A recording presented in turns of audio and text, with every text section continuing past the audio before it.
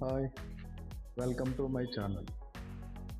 ఈరోజు ఈ వీడియోలో పెనుగొండ మండలం సిద్ధాంతం గ్రామంలో వేంచేసి ఉన్న ఆ పరమేశ్వరుడైనటువంటి నందీశ్వర స్వామి ఆలయానికి మనం వచ్చాము. ఈ ఆలయం యొక్క ముఖ్య విశిష్టతలన్నీ కూడా మనం ఈ వీడియో ద్వారా తెలుసుకుందాము. స్వామివారు ఈ సిద్ధాంతం గ్రామంలో వేంచేసి ఉన్నారు. ఈ ఆలయం లోపల ఈ గోడల మీద శివ పంచాక్షరి మంత్రము,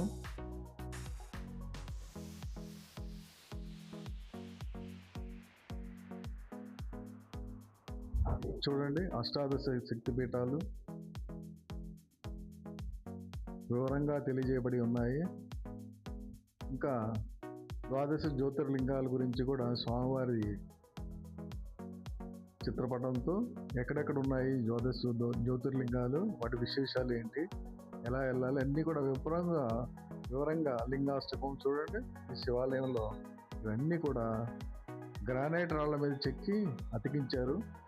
మీరు చూస్తున్న వీడియోలో మనకి లోపలికి రాగానే ఈ ధ్వజస్తంభం దగ్గర ఉన్న తులసి కోట, ఈ ధ్వజస్తంభం మనకి ఎంతో ఆకర్షణీయంగా, ఎంతో అందంగా మనకి ఈ సిద్ధాంత గ్రామంలో దేవాలయంలోకి ప్రవేశించగానే మనకి దర్శనం ఇస్తుంది.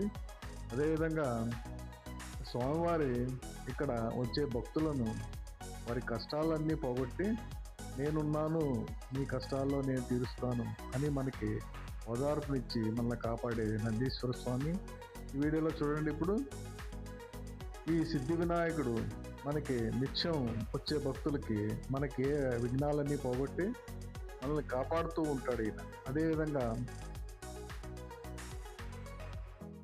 ఇటువైపు చూడండి, అమ్మవారు స్వామివారికి ఎదురుగుండా దర్శనమిస్తారు.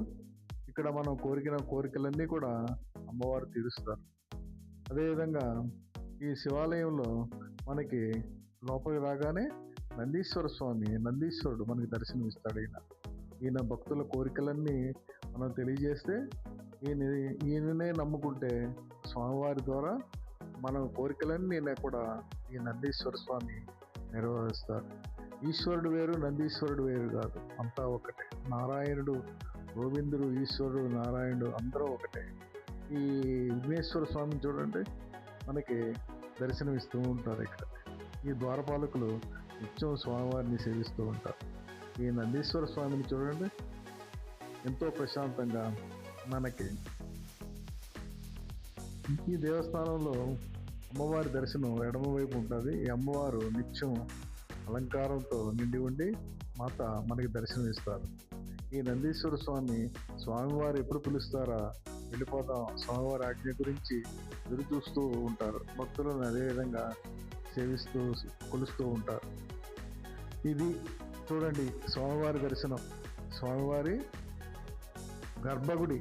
గర్భాలయంలో స్వామివారు వేయించేసి ఉన్నారు.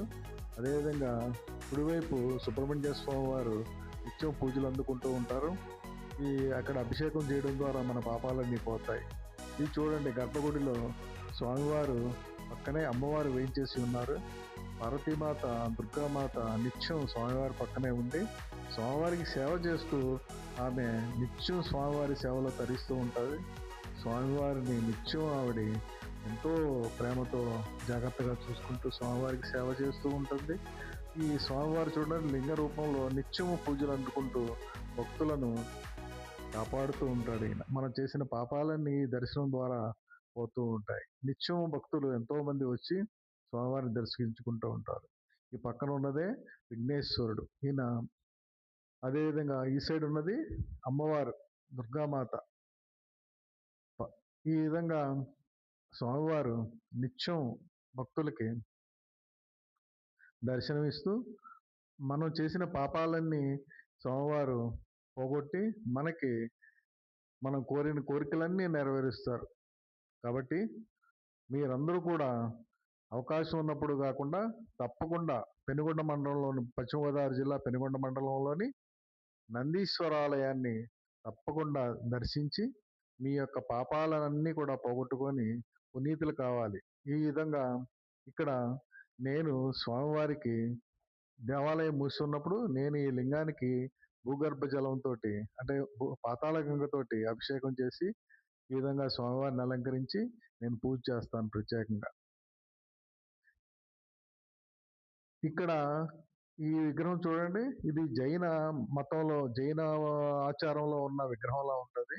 ఇక్కడ కూడా స్వామివారికి పూజ చేస్తారు. ఇది కూడా శివుడి యొక్క రూపంగానే తలచి పూజ చేస్తుంటారు. ఇది యాక్చువల్‌గా అయితే ఇది జైనుల విగ్రహం. అంటే జైనులు ఇక్కడ నివాసం ఉండి ఉండి ఉండేవారన్నమాట. ఇది సిద్ధాంత గ్రామంలో ఉన్నటువంటి స్వామివారు నందీశ్వర స్వామి నిత్యము భక్తులను కరుణించి వాళ్ళ పాపాలన్నీ పోగొట్టి దర్శించుకున్న వారందరికీ కూడా అష్టైశ్వర్యాలు, సుఖ సంతోషాలు కలిగిస్తూ ఉంటారు. కాబట్టి మీరందరూ కూడా పెనుగొండ మండలంలోని ఈ దర్శనం చేసుకోండి.